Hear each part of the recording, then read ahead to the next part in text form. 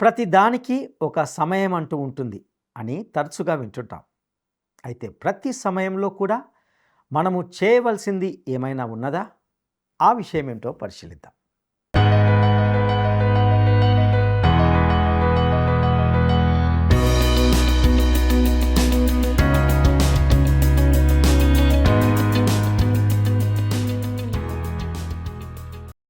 ప్రియమైన మిత్రులారా, ప్రేమధార కార్యక్రమానికి మీకు స్వాగతం.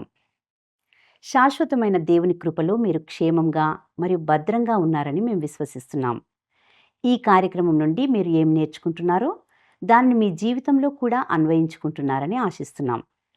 నేటి ఈ కార్యక్రమంలో కడవరి దినాలకు సంబంధించి విశ్వాసులకు ఇవ్వబడిన ముఖ్యమైన హెచ్చరికలను గురించి తెలుసుకుంటాం. ఇక సందేశాన్ని వినడానికి సిద్ధపడదామా?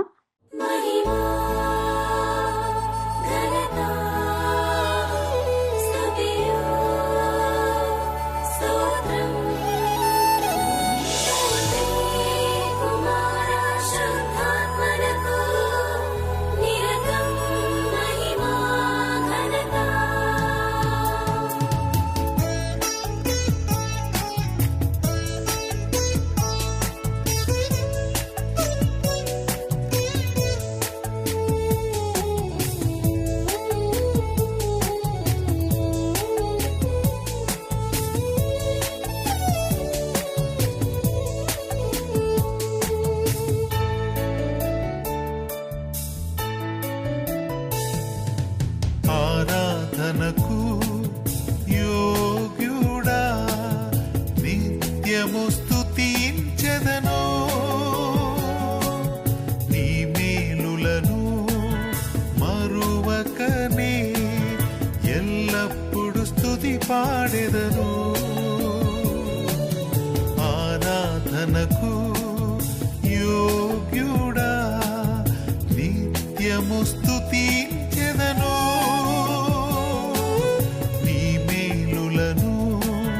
మరువకనే ఎల్లప్పుడు స్తుతి పాడెదను.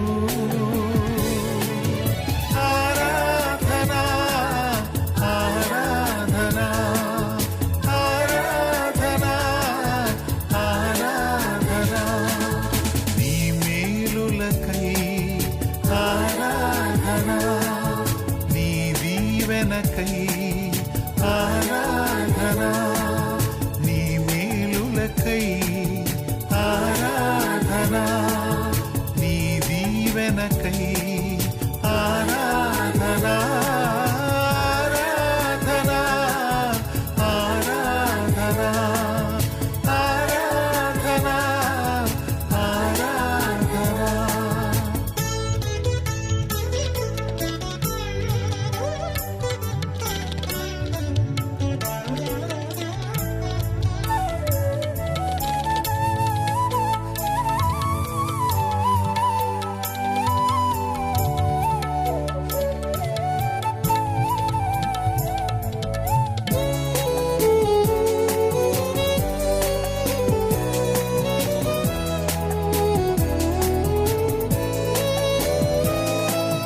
దినమెల్ల నీ చేతులు చాపి కౌగిలిలో కాపాడుచుంటివే,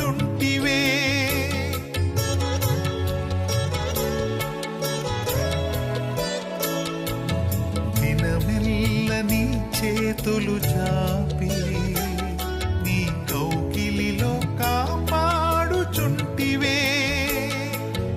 నీ ప్రేమ నీ జాలి నీ కరుణకై నా పూర్ణ హృదయముతో సన్నుతింతును, నీ ప్రేమ నీ జాలి నీ కరుణకై నా పూర్ణ హృదయముతో సన్నుతింతును.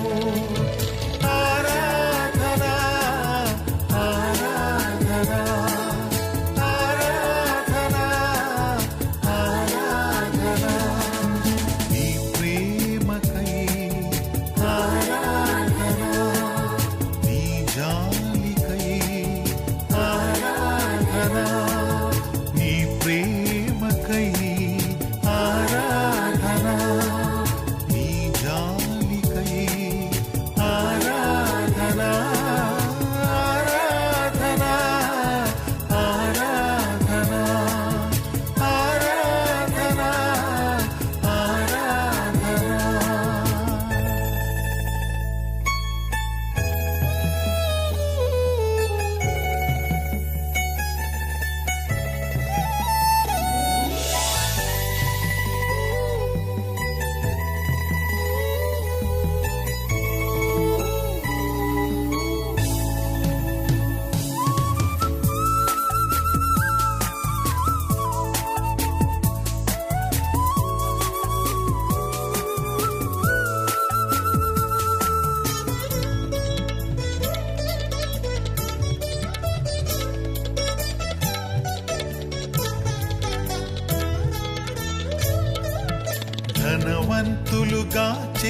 చేయుటకు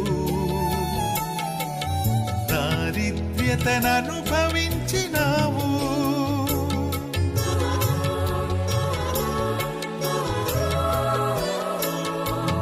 ధనవంతులుగా చేయుటకు దారిద్ర్యతననుభవించినావు. హెచ్చించి ఘనపరచిన నిర్మలాత్ముడా, పూర్ణాత్మ మనస్సుతో కొనియాడెదను. హెచ్చించి ఘనపరచిన నిర్మలాత్ముడా, పూర్ణాత్మ మనస్సుతో కొనియాడెదను.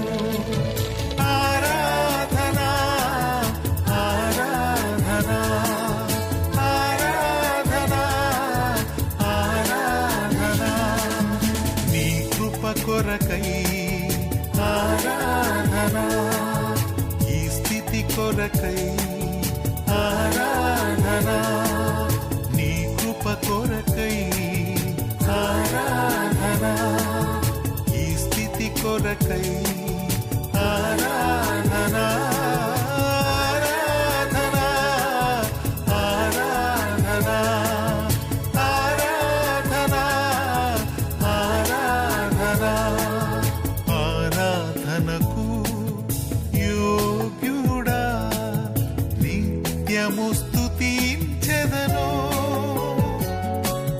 నీ మేలులను మరువకనే ఎల్లప్పుడు స్తుతి పాడెదను. ఆరాధనకు యోగ్యుడా. ప్రియమైన ప్రేమధార టీవీ వీక్షకులందరికీ మన రక్షకుడును ప్రభువైన యేసుక్రీస్తు అతి శ్రేష్టమైన నామంలో శుభములు తెలియజేస్తున్నాం. నేటి మన ధ్యాన భాగంగా అపోస్తులుడైన పౌలు తిమోతికి వ్రాసిన 2వ పత్రిక 4వ అధ్యాయము 1 నుండి 5 వరకు ధ్యానించుకోబోతున్నాం. ఈ చివరి అధ్యాయంలో ఈ అంత్య దినాలకు సంబంధించి కొన్ని ప్రత్యేకమైన సూచనలను, సలహాలను మనం గమనిస్తాం. ప్రియులారా, తిమోతికి వ్రాసిన 2వ పత్రిక యొక్క చివరి అధ్యాయానికి వచ్చినప్పుడు మనకు ఒక విషాద భావం కలుగుతుంది. ఎందుకంటే పౌలు కడవరి దినాలకు సంబంధించిన సూచనలను తిమోతికి ఇస్తున్నాడు. అలాగే పౌలు మరణశయ్యపై ఇచ్చిన సాక్ష్యం కూడా ఇక్కడ ఉంది. బహుశా ఇవి అతని చివరి వ్రాతలు కావచ్చు. ఇందులో అతని ఒంటరితన భావాన్ని మనము గమనించవచ్చు. అతడు రోమ్లోని భయంకరమైన నేరస్తులు ఉంచబడే పురాతనమైన కనీస వసతులు లేని మామెటైన్ జైల్లో ఒంటరిగా బంధింపబడి ఉన్నాడు. అతనికి చలివేస్తుంది. తనకు సహాయకరంగా తిమోతిని తన కోటు తీసుకురమ్మని అడుగుతున్నాడు. ఒకవేళ నీవు నేను గనక ఆ జైల్లోకి వెళ్తే అక్కడ బంధించబడడం కాదు కదా, కొంత సమయం గడపడానికి కూడా అంతగా ఇష్టపడం. అతనికి ఒంటరితనం ఉంది, సమయము గడవకుండా ఉంది. అతడు తిమోతిని తన పుస్తకాలు, ముఖ్యంగా చర్మపు కాగితములను తీసుకురమ్మని అడుగుతున్నాడు. కానీ ఈ విషాదం మరియు ఒంటరితనంతో పాటు విశ్వాసంలో తన కుమారుడైన తిమోతికి పౌలు చివరిసారిగా కొన్ని ఆజ్ఞలను ఇస్తున్నప్పుడు ఒక విజయ స్వరం కూడా మనం వింటాం. అతని మాటల ద్వారా దేవుడు మనకు వినిపించాలి అనుకున్న దాన్ని మనం వింటాం. ఇది మీకు మరియు నాకు పౌలు తెలియజేస్తున్న చివరి మాటలు. ఒకవేళ మీరు ఈ మాటలను అంగీకరించడానికి సిద్ధంగా లేకపోతే ఇక అతడు మీతో మరేమి చెప్పాల్సిన అవసరం లేదని నేను భావిస్తున్నాను. ఇక పౌలు తిమోతికి ఇచ్చిన చివరి ఆదేశాలను లేదా ఆజ్ఞలను మనము గమనిద్దాం. తిమోతికి వ్రాసిన 2వ పత్రిక 4వ అధ్యాయము 1వ వచనాన్ని గమనిద్దాం. దేవుని ఎదుటను సజీవులకును మృతులకును తీర్పు తీర్చు క్రీస్తు యేసు ఎదుటను ఆయన ప్రత్యక్షత తోడు, ఆయన రాజ్యము తోడు, నేను ఆనబెట్టి చెప్పున్నదేమనగా. ప్రియులారా, ఈ వచనాన్ని గమనించారా? ఇందులో సజీవులకును మృతులకును తీర్పు తీర్చు అనే మాటను గమనిస్తాం. అనగా ఇది దేవుడు మరియు ప్రభువైన యేసు క్రీస్తు సన్నిధిలో ఇవ్వబడిన ఒక గంభీరమైన ఆజ్ఞగా మనం గుర్తించాలి. పౌలు మాట్లాడుతున్న ప్రతి పదాన్ని క్షుణ్ణంగా పరిశీలించే ప్రయత్నం చేద్దాం. ఆయన ప్రత్యక్షత తోడు, ఆయన రాజ్యము తోడు అనే మాటల్లోని భావం ఏమిటంటే, ఇక్కడ క్రీస్తు ప్రత్యక్షత మరియు ఆయన రాజ్యము ఈ రెండు ఒకటి కాదు అనే విషయాన్ని మనము గమనించాలి. ఆయన ప్రత్యక్షత అంటే క్రీస్తు తన సంఘాన్ని దర్శించే సమయం అన్నమాట. అనగా సంఘము మధ్యాకాశానికి ఎత్తబడడాన్ని సూచిస్తుంది. ఆయన రాజ్యం అంటే క్రీస్తు భూమిపై తన రాజ్యాన్ని స్థాపించడానికి తిరిగి వచ్చే సమయాన్ని వెల్లడిపరుస్తుంది. 2 సార్లు ఆయన తీర్పు తీర్చబోతున్నాడు. ఆయన తన వారిని ఈ లోకం నుండి తీసుకున్నప్పుడు వారిని తీర్పు తీరుస్తాడు. అలాగే మహాశ్రమల కాలంలో దేవుని వైపు తిరిగిన వారిని కూడా తీర్పు తీరుస్తాడు. విశ్వాసులమైన మనము అందరం కూడా ఒకానొక సమయంలో ఆయన ముందు తీర్పు కోసం నిలబడతాం. మనకు బహుమానం లభిస్తుందో లేదో తెలుసుకోవడానికి మన జీవితాలు పరీక్షించబడతాయి. ప్రియులారా, ఇంతకీ ఇక్కడ పౌలు చెప్పేది ఏమిటంటే, తిమోతి, నీవు ఆయన ముందు నీ జీవితం తీర్పు తీర్చబడడం కోసం నిలబడబోతున్నావు అనే వాస్తవాన్ని గమనించు, జాగ్రత్తగా మసలుకో అని ఆజ్ఞాపిస్తున్నట్లుగా చూస్తాం. తిమోతికి ఇవ్వబడిన ఈ సూచనలు ఆనాడు పౌలు తన నోటితో ఇచ్చిన సమయంలో ఉన్నట్లుగానే ఈరోజు మనకు కూడా సంబంధించినవే అని మనం గ్రహించాలి. ఈరోజు ఈ సమయంలో ఈ మాటలను ఇప్పుడు దేవుడు మీకు మరియు నాకు చెప్పే మాటలుగా ఉన్నాయని గ్రహించాలి. ఇక తిమోతికి వ్రాసిన 2వ పత్రిక 4వ అధ్యాయము 2వ వచనాన్ని ఇప్పుడు గమనిద్దాం. వాక్యమును ప్రకటించుము, సమయమందును అసమయమందును ప్రయాసపడుము, సంపూర్ణమైన దీర్ఘశాంతముతో ఉపదేశించుచు ఖండించుము, గద్దించుము, బుద్ధి చెప్పుము. ప్రియులారా, ఇక్కడ వాక్యమును ప్రకటించుము అంటే వాక్యాన్ని ప్రచారం చేయడం, దానిని ప్రసారం చేయడం, ప్రకటించడం అని అర్థం చేసుకోవాలి. ఈ మాట ఒక పెద్ద ర్యాలీలో నినాదించే, ప్రజలు ప్రతిస్పందించే నినాదం. మన దేశ స్వాతంత్ర సమరంలో ఎంతోమంది స్వాతంత్ర పోరాట యోధులు ఉద్యమం చేస్తున్నప్పుడు పలికినటువంటి ఎన్నో బలమైన నినాదాలు ఉండేవి. ఈరోజు విశ్వాసులుగా మన నినాదం ఏమిటంటే వాక్యమును ప్రకటించుము. ఇక అదేవిధంగా ఇదే వచనంలో సమయమందును అసమయమందును అనే మాటను కూడా గమనిస్తాం. ఈ మాటలోని అర్థం ఏమిటంటే, ఏ సమయంలోనైనా మనము వాక్యాన్ని ప్రకటించగలగాలి. ఎవరైనా రాత్రి 2 గంటల సమయంలో మిమ్మల్ని లేపినా మీరు దేవుని వాక్యాన్ని ఇవ్వగలగాలి అని దీని భావం. అయితే ఒక విషయాన్ని జాగ్రత్తగా గమనించాలి అని నేను కోరుతున్నాను.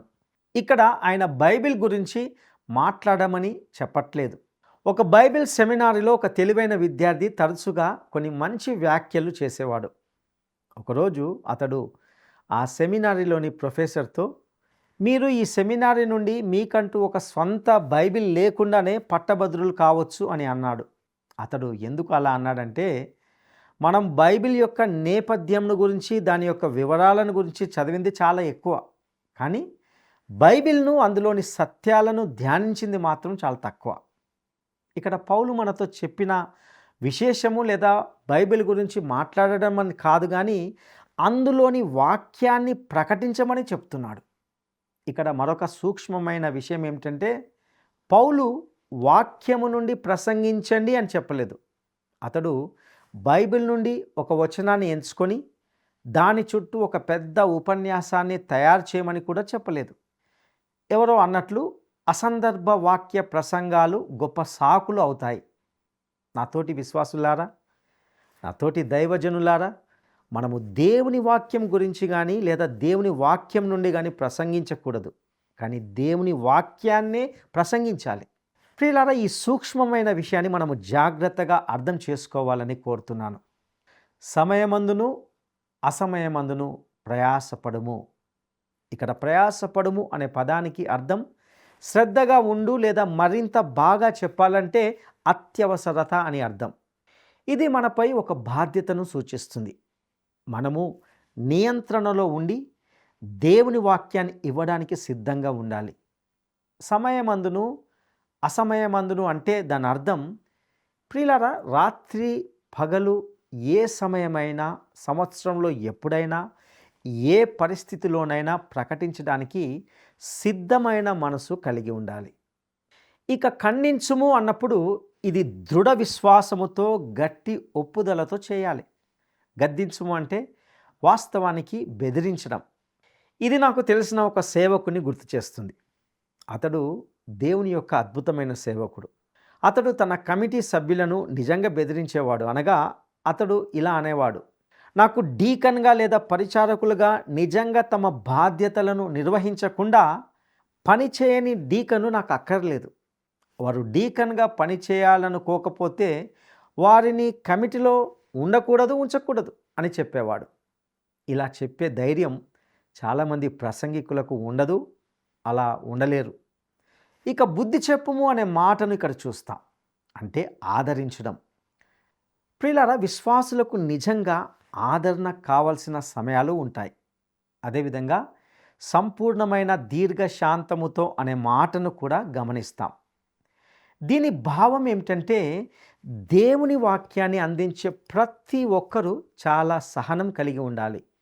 ఉపదేశించుచు అంటే ముందు చెప్పినట్లు బోధించుట అని అర్థం. ప్రతి సేవకుడికి బోధన పరిచర్య అనేది ఉండాలి.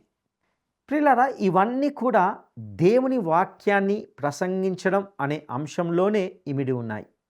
ఇక తిమోతికి వ్రాసిన 2వ పత్రిక 4వ అధ్యాయము 3-4 వచనాలను గమనిద్దాం. ఎందుకనగా జనులు హితబోధను సహింపక దురద చెవులు గలవారై తమ స్వకీయ దురాశలకు అనుకూలమైన బోధకులను తమ కొరకు పోగు చేసుకొని సత్యమునకు చెవినీయక కల్పనా కథల వైపునకు తిరుగు కాలము వచ్చును. ప్రియులారా, హితబోధను సహింపక ఉండు కాలము వచ్చును. ఈరోజు మన సమాజము ఈ స్థితికి వచ్చిందేమో అని ఆశ్చర్యం కలుగుతుంది. ఈరోజు దేవుని వాక్య బోధన వినేవారి సంఖ్య చూస్తే మనకు ఆశ్చర్యం కలుగుతుంది. మొత్తం జనాభాతో పోలిస్తే ఇది చాలా తక్కువ శాతం మాత్రమే. హితబోధను సహించే సంఘ సభ్యులు కూడా చాలా కొద్ది మంది మాత్రమే ఉంటారు. వారు దానిని వినడానికి ఇష్టపడరు.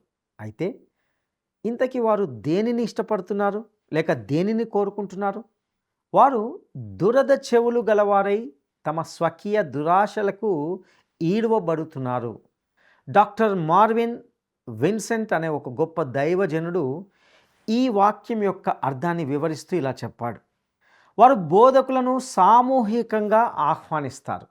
స్థిరపడని విశ్వాసం, సందేహం మరియు మతపరమైన విషయాలలో కేవలము ఆసక్తికరమైన ఊహాగానాలు ఉన్న కాలంలో అన్ని రకాల బోధకులు ఐగుప్తులోని ఈగల్లాగా గుంపులుగా వస్తారు.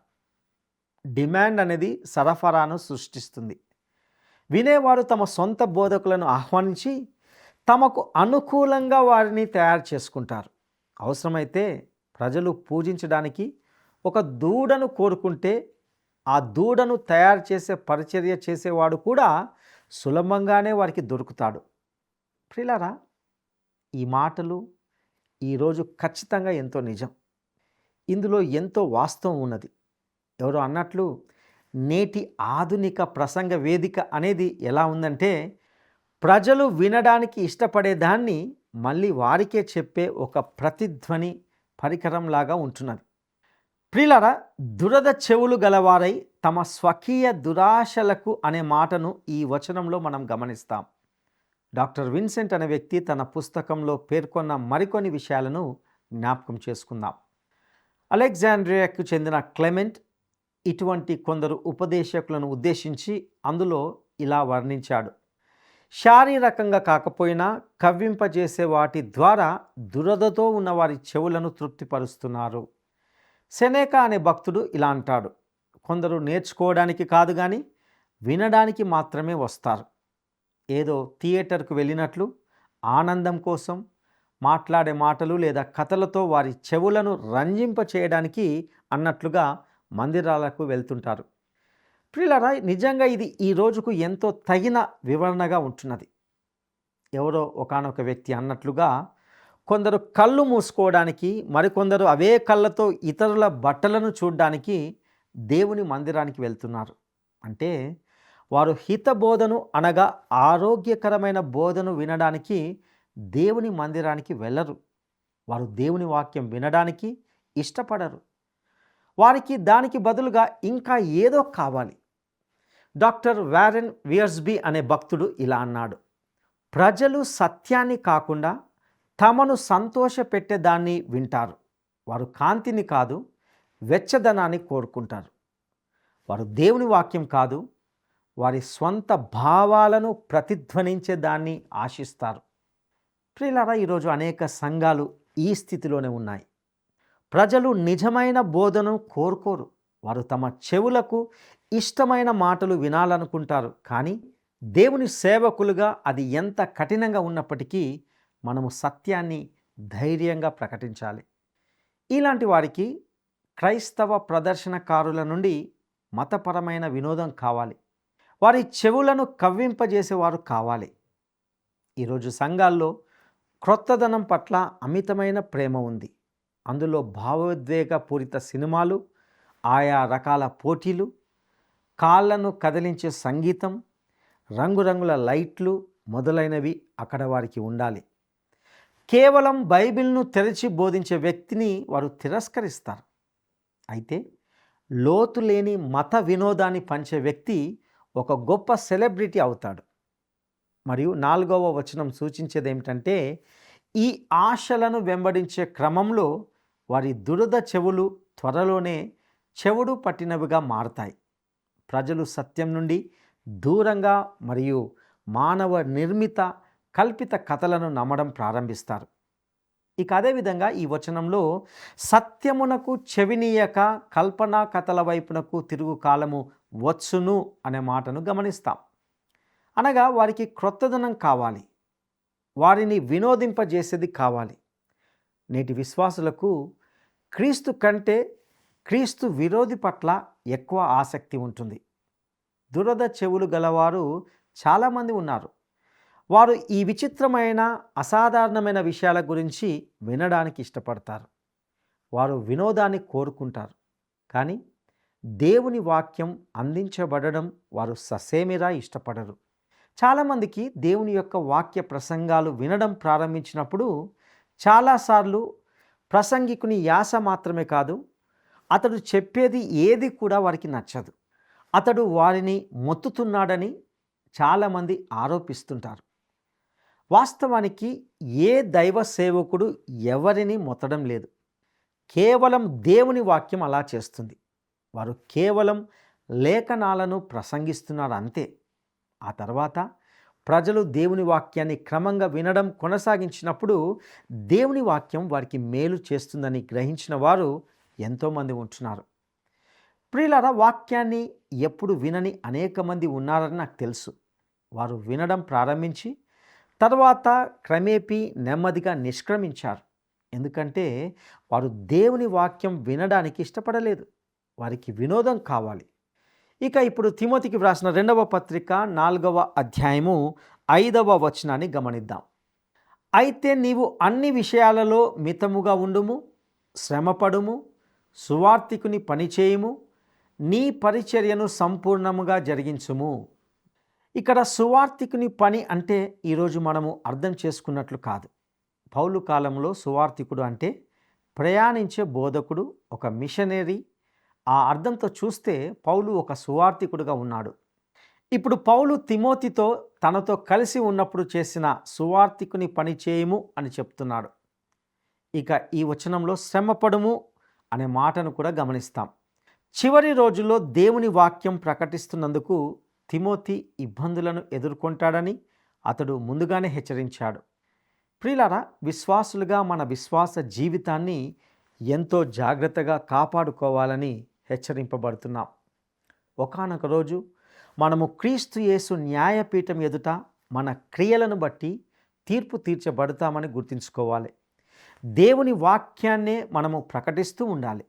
ప్రతి సమయంలో ప్రభు పని కొరకు ప్రయాసపడడానికి సిద్ధంగా ఉండాలి. సహనముతో, దీర్ఘశాంతముతో దేవుని వాక్యాన్ని ఇతరులకు బోధిస్తూ, ఖండించే విషయంలో, గద్దించే విషయంలో, బుద్ధి చెప్పే విషయంలో మనము క్రియాపూర్వకంగా పనిచేస్తూ ఉండాలి. నేటి దినాల్లో సంఘములోని ప్రజలు హితబోధను వినడానికి ఇష్టపడడం లేదు. దేవుని బోధను వినే విషయంలో నేటి దినాల్లో చాలామంది దురద చెవులు గలవారిగా ఉంటున్నారు.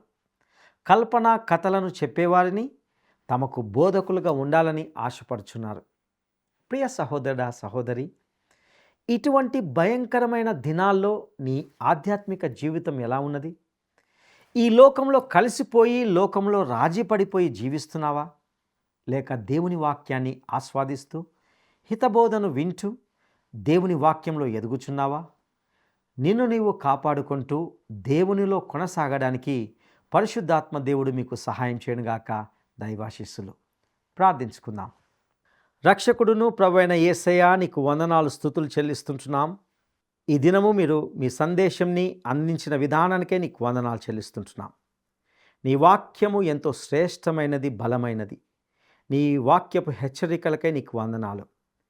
ఈ చివరి రోజుల్లో ఉంటున్న మాకు మేలు కొలుపుగా ఇస్తున్నటువంటి ప్రతి సత్యానికే నీకు వందనాలు చెల్లిస్తున్నాం.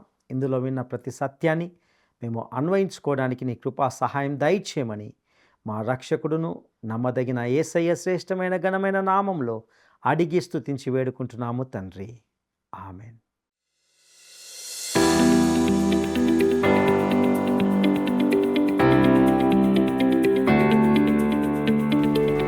ఆయన ప్రత్యక్షత తోడు, ఆయన రాజ్యము తోడు అనే మాటల్లో ఆయన రాజ్యము దేనిని సూచిస్తుంది? ఆయన ప్రత్యక్షత తోడు, ఆయన రాజ్యము తోడు అనే మాటల్లో ఆయన రాజ్యము దేనిని సూచిస్తుంది? 1.